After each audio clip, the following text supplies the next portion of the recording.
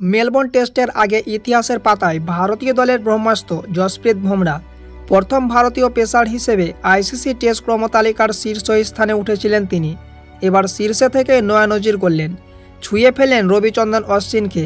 এই মুহূর্তে টেস্ট ক্রমতালিকার বুমরা রেটিং পয়েন্ট 904। রবিচন্দ্রন অশ্বিন ছাড়া আর কোনো ভারতীয় বোলার টেস্ট ক্রমতালিকার এত রেটিং পয়েন্টে পৌঁছতে পারেননি। বর্ডার গাভাস্কার ট্রফিতে আগুন ফর্মে রয়েছেন জসপ্রীত বুমরা। সিরিজের 3টি টেস্টে 21টি উইকেট তুলে নিয়েছিলেন তিনি। প্রথম টেস্টে অজিতের কার্যত বুমরার একার কাছে হারতে হয়েছে। এই আগুন ফর্মেরই পুরস্কার পেয়েছেন জসপ্রীত বুমরা। বৃহস্পতিবার থেকে শুরু হতে চলা মেলবোর্ন টেস্টে অশ্বিনকে টপকে ভারতীয়দের মধ্যে সর্বকালের সেরা রেটিংয়ে পৌঁছে যাওয়ার সুযোগও থাকছে জসপ্রীত বুমরার কাছে।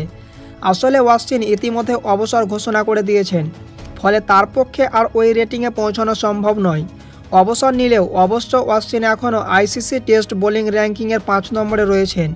অলরাউন্ডারদের ক্রমতালিকায় তিনি এখনও রয়েছেন 3 নম্বরে।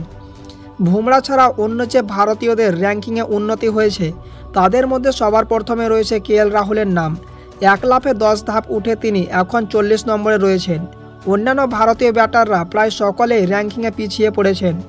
যশস্বী জয়সওয়াল 1 ধাপ নেমে আপাতত রয়েছেন 5 নম্বরে। ঋষভ পন্থ 2 ধাপ নেমে আপাতত রয়েছেন 11 নম্বরে। শুভমন গিল রয়েছেন 20তম স্থানে। বিরাট কোহলি আরও 1 ধাপ নিচে নেমে আপাতত 21 নম্বরে। আর বিশ্রী ফর্মে থাকা ভারত অধিনায়ক রোহিত শর্মা রয়েছেন 35তম স্থানে।